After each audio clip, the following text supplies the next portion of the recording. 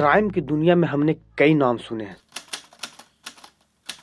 Charles Sobhraj, psycho Raman या फिर auto Shankar.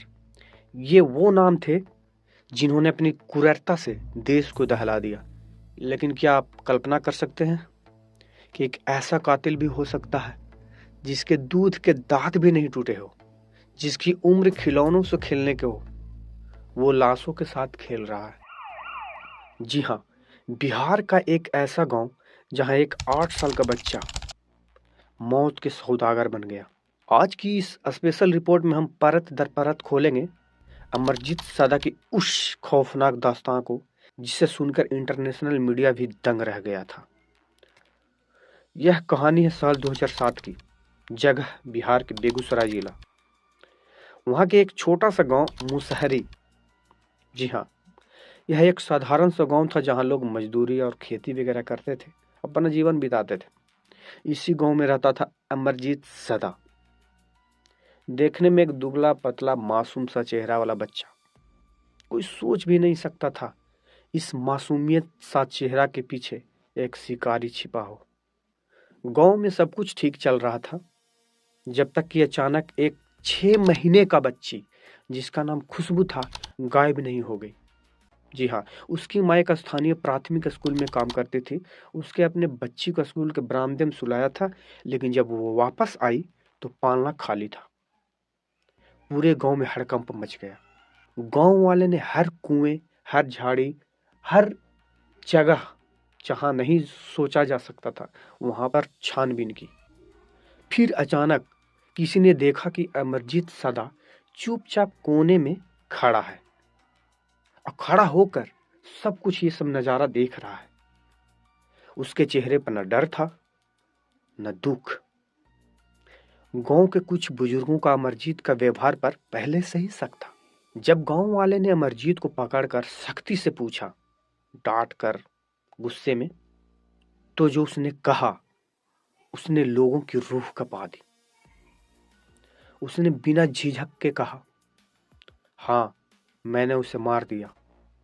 उसने बताया कि वो बच्ची को पास के एक जंगल में ले गया जहां उसने एक भारी ईंट से उसके सर पे तब तक वार किया जब तक उसकी जान नहीं निकल गई।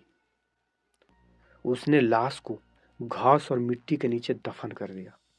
जब गांव वाले ने यह सब सुना, उसी दौरान जब पुलिस मौके पर पहुंची और अमरजीत को हिरासत में लिया तो असल सच्चाई सामने आई। पुलिस की पूछताछ में अमरजीत ने बड़ी मासूमियत से मुस्कुराते हुए कहा कि उसने यह पहली बार नहीं किया है। उसने अपनी सगी 8 महीने बहन को भी मार डाला, और इतना ही नहीं, कुछ समय पहले उसने एक अपने चचेरा भाई को भी मार डाला था। यहाँ सबसे बड़ा सवाल यह उठता है कि अमरजीत के माता पिता कहाँ थे। जांच में पता चला कि अमरजीत के माता पिता को उसके पिछले 2 कत्लों के बारे में पता था, लेकिन समाज के डर से और यह सोचकर कि यह तो बच्चा है, गलती हो गई होगी, उन्होंने इन वारदातों को दुनिया से छिपाए रखा। अगर पहली हत्या के बाद ही उसे रोक लिया जाता तो शायद खुशबू आज जिंदा होती।